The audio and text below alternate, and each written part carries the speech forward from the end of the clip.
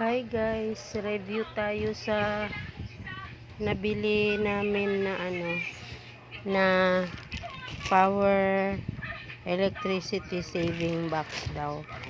Ito mula dito, ito yun. Sender Japan Advanced Technology. So wala na siyang mga address so ano pa man. So ngayon, tiningnan namin.